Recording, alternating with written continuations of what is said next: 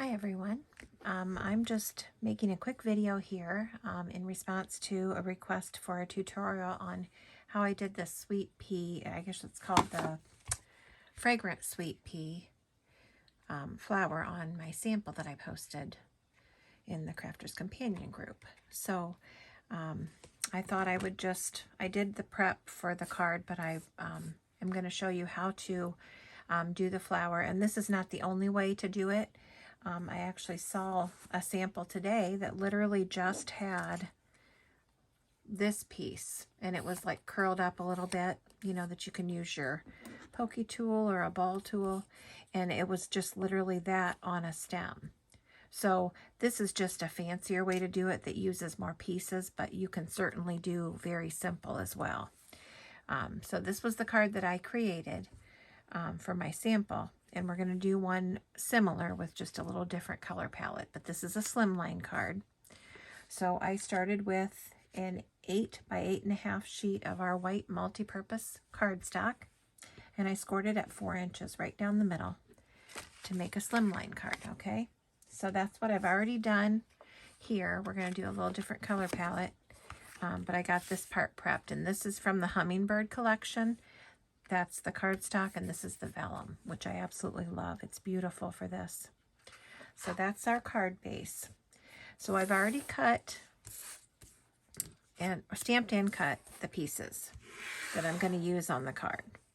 And I just want to show you, which is really cool about these decoupage flowers, is that when you stamp them and then cut them, you don't have to worry about there being a white border or being off a little bit even on your die cutting, because as you can see, it leaves the border. So that way your stamped image is completely stamped clear to the edges, which is really nice. Okay, so now the next thing that I want to do is I want to shape these petals a little bit.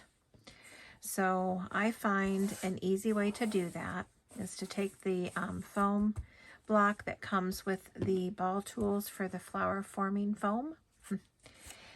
These are useful for so many things. So what I like to do is turn it over, and then I just very gently just start to work it.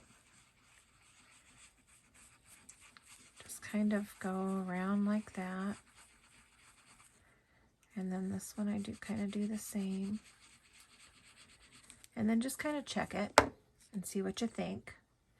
And now mine is going to go in there. So I want it a little bit more curled out. So what I'm going to do is take my pokey tool and just kind of go like that. That's real easy. It's almost like what you do when you're curling ribbon. But I'm just going to kind of, and you can fiddle around with this and make it look however you want. That's kind of what I'm thinking. Okay, so I'm just going to do that with all of these. And I may not use all of these. I don't know. We'll see.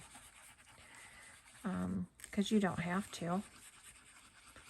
Thing you have to remember is that it's your card and you can make it look how you want. And if you want to use only 1 or 2 of these, that's definitely something you can do. So don't let how someone else does a card determine like how you're going to do it and thinking, oh, I have to do it exactly like that. No, you don't. You can just do it however you want. That's what crafting's all about. Hopefully I'm staying in the camera here. I'm not super good at doing videos yet. It just kind of gives it more of a 3-dimensional feel to it. And that's what is so cool about these.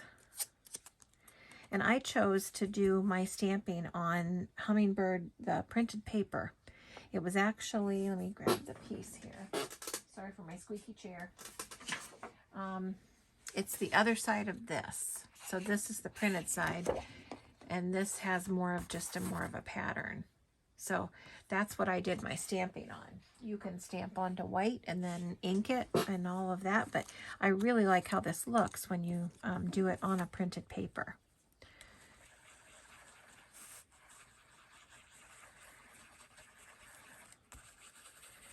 So we're just going to keep doing this. Probably should have done a few of these ahead of time, so it won't take as long. We'll just see how it goes here. I'll go faster.